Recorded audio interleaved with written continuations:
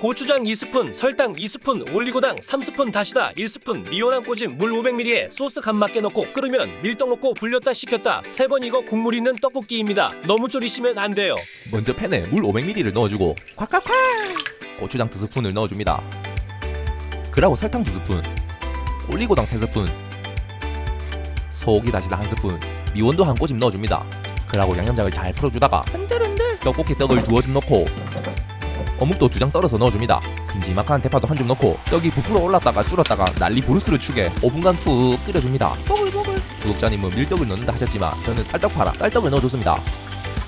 다 됐으면 빼주고 인자님 무보면 이 맛은 마치 수학의 정석 같은 느낌입니다. 달달한 맛에 적절한 조미료가 들어가기 때문에 고추장 베이스로 맛을 낸 듯한 느낌이 밖에서도 많이 먹어본 듯한 신숙한 맛을 느낄 수 있습니다. 민트 초코 떡볶이. 싫어요. 양념 매운 돼지불고기 양념에 설탕 1스푼 넣어요. 필요 없고 매콤한 돼지갈비 소스로 해 먹으면 짱맛.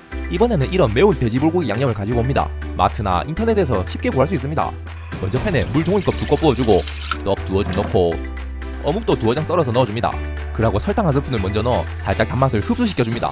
어느 정도 물이 끓어오르면 매운 돼지불고기 양념을 4-5스푼 넣어줍니다. 저는 한번 맛보고 1스푼 더 추가하여 총 5스푼 넣어줬습니다. 이건 입맛에 맞게 조절하시면 됩니다. 그리고 떡이 다 익을 때까지 5분간 느긋하게 끓여주시면 됩니다. 보글보글. 다 됐으면 빼주고 인자님 먹으면 1편 식혜떡볶이에 이어 대박조짐이 보이는 맛입니다. 역시 대기업에서 석박사님들이 모여서 만든 소스는 맛이 미쳤습니다.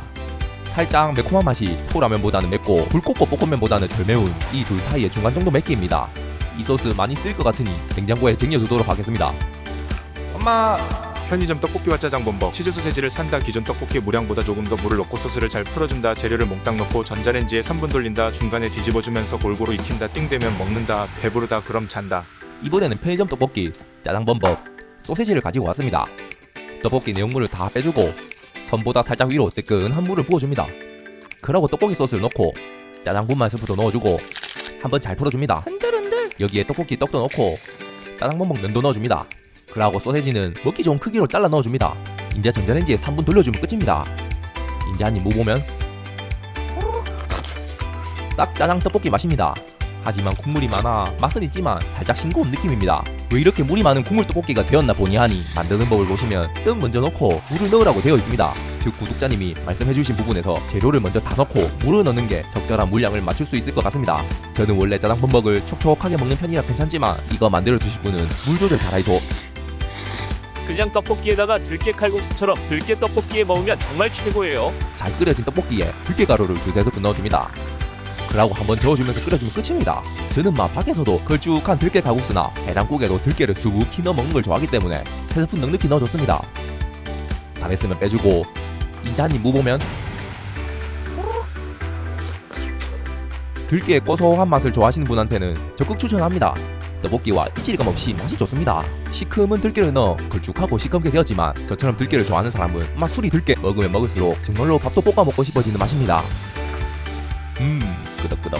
소고기 떡볶이 불고기간 핏불 빼고 넣고 볶는다. 600g 핏기가 가시기 시작하면 다진 마늘 많이 넣는다. 150g 이상 떡 넣고 간장 간한다. 설탕은 되도록 적게 넣고 잘 익힌다. 이번에는 이 불고기용 소고기를 가지고 왔습니다. 먼저 팬에 식용유를 살짝 둘러주고 저는 불고기용 소고기를 300g만 사용하겠습니다. 절대 아까워서 그런 건 아님 뜨끈하게 핏기가 없어질 때까지 한번 볶아주다가 볶아 크기도 한입 크기로 한번 잘라줍니다. 다진 마늘도 절반 양인 약 70g 정도 넣고 살짝 볶아줍니다. 볶아 그러고 떡 2줌 넣고 진간장 2스푼 넣어 살짝 간해줍니다. 설탕은 되도록 적게 넣으라 하셔서 1스푼만 넣겠습니다. 그러고 한번 떡이 익을 때까지 볶아주는데 이대로는 떡이 익기 전에 고기가 탈 것 같으니 물 1컵을 부어주고 익혀주도록 하겠습니다. 이제 떡이 다 익을 때까지 졸여주시면 됩니다. 다 됐으면 빼주고 인자 한 개를 찝어가 한 무보면 특별한 양념이 없이 간장에 마늘이 많이 들어갔기 때문에 자연 친화적인 소불고기 맛에 떡사리를 추가한 느낌입니다. 남은 소고기는 전에 올린 영상인 불고기 만드는 방법으로 다 묻습니다. 물 대신 파워에이드 넣어서 만들어주세요. 보라색 떡볶이가 될지 궁금해요. 저도 궁금해서 한번 만들어 봤습니다. 이번에는 이 파워에이드를 준비해줍니다. 팬에 파워에이드를 2컵 부어주고 고추장도 2스푼 같은 1스푼 크게 넣어 잘 풀어주고 흔들흔들 떡과 어묵을 넣어줍니다. 인자 떡이 살짝 익게 끓여주다가 국물 한 떠먹어보면 이것만 따라하지 마이소. 특유의 상큼 달달한 맛이 정말 안 어울립니다. 그래도 떡볶이를 살려보겠다는 마음에 소고기 다시다를 한 스푼 추가해가 한 무보면 이거 살리지 못했습니다. 특유의 상큼한 향이 배가되었습니다. 그래도 다행인 건 떡볶이 색깔은 보랏빛이 아닙니다. 아참, 남은 떡과 어묵은 아까우니 씻어서 라면에 넣어 먹었습니다.